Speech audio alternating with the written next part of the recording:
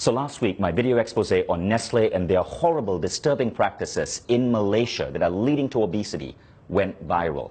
And about 1 million people watched the video. Some 17,000 people, mostly in Malaysia, shared it on their Facebook, and Nestle actually responded.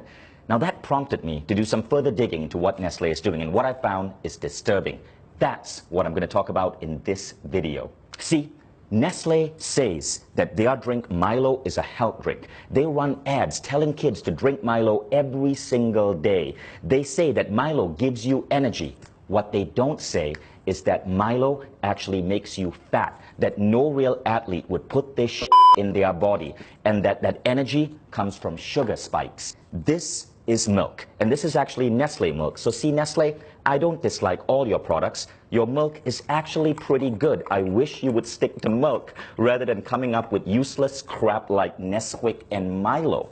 Now, most kids in America and Europe drink milk because we know that milk can have a good effect on kids. Milk has natural sugars, lactose. It's a natural sugar. Nestle gets parents in Asia and the developing world to add this crap to milk, Milo. So Nestle's press release says they try to put 6 grams of sugar in a glass of Milo. Not true. At the back of a Milo tin in Malaysia, it actually says add 3 teaspoons of Milo. 3 teaspoons of Milo is roughly 9 grams of sugar.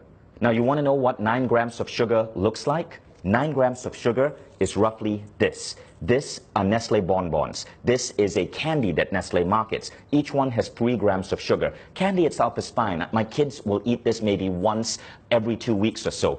But Nestle's advertising is basically telling moms in Malaysia to add Milo to kids' milk, which is the equivalent of putting 1, 2, 3 bonbons in a glass of milk before sending that kid off to school. Now, what do you think that does to this kid's body, to this kid's cognitive functioning? This much sugar comes really close to the daily recommended sugar allowance for an adult, which is 25 grams. A glass of Milo, 20 grams of sugar. But that's only the start of the bullshit.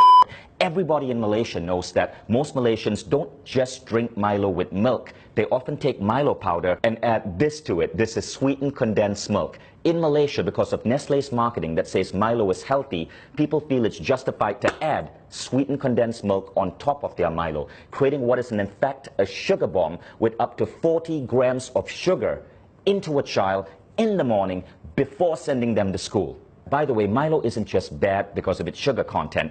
One of the primary ingredients in Milo is something called maltodextrin. I want you to Google that, maltodextrin.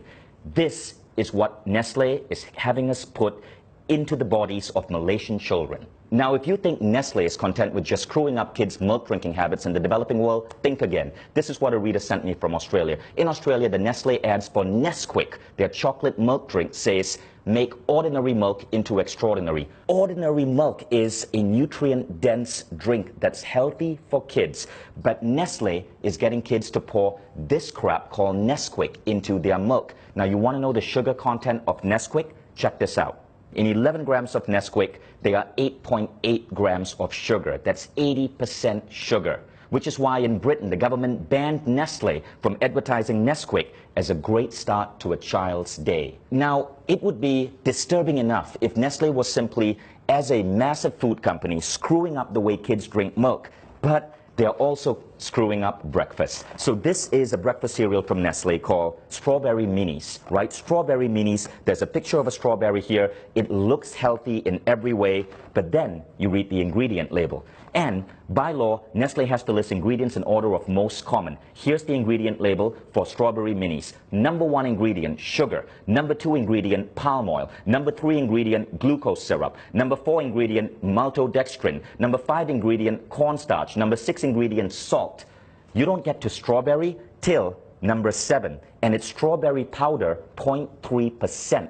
0.3%, 1/300 of this is actual strawberries. Nestle, why don't you be honest and just call this sugared maltodextrin minis? At least there'd be truth in your advertising. Now, in the press release, Nestle justifies the addition of sugar in this way. It's to maintain the taste that Malaysians are used to. That's like a drug dealer saying, I have to keep giving my client cocaine because he's used to the high of cocaine. Which is an actual apt example because scientific studies are now showing that sugar is as addictive as cocaine. Consuming sugar produces effects similar to that of cocaine, altering mood, possibly through its ability to induce reward and pleasure, leading to the seeking out of sugar. Nestle puts sugar in their products because it gets you hooked on them, so you keep buying Nestle products, which is why their stock is continuously growing the more addicted you get. Nestle has successfully made Malaysia the world's highest per capita consumers of Milo. Nestle's mission and vision say this: to be the world's leading nutrition, health, and wellness company.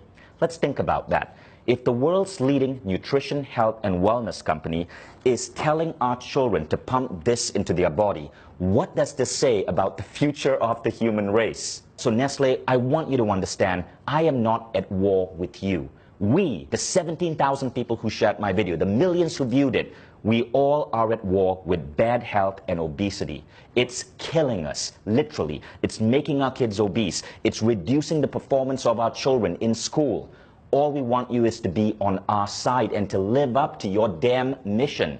And that means being truthful in your advertising and not putting craptastic, sugary like this and calling it food. Now, Nestle has been in controversies before. There was the baby powder controversy. Millions of babies malnourished because Nestle convinced women in India and Africa to feed their babies Nestle baby powder rather than breast milk. There is the water controversy in the United States, where Nestle has become the world's biggest supplier of bottled water, and in many cases convincing people that they need to buy expensive plastic bottled water, which ultimately causes mass plastic pollution, huge greenhouse contribution, rather than drink the water from their tap, which in many places is actually clean. There's the Nesquik controversy in the UK, where Nestle was banned from saying Nesquik is a great start to your day. All of these controversies were exposed. Nestle had to change practices because people like you spoke up. People like you would not let a large corporation get away with the lies, which is why I really appreciate you guys who shared that last video. There was something Nestle said in that press release that I really liked, and we got to give them credit for.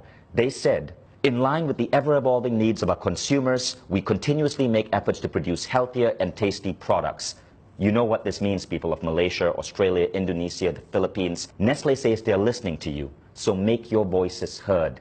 Share this video, dub this video in your native language. You can even take the script from this video and the previous video, act it out yourself, put it up on your YouTube channels. You get the views. Share it with your friends on WhatsApp, share it on Facebook, spread this video. Nestle says they are listening to you. Let's see if that's true or it's another Nestle lie. Thank you all in advance for sharing this. And Nestle, I look forward to your next press release.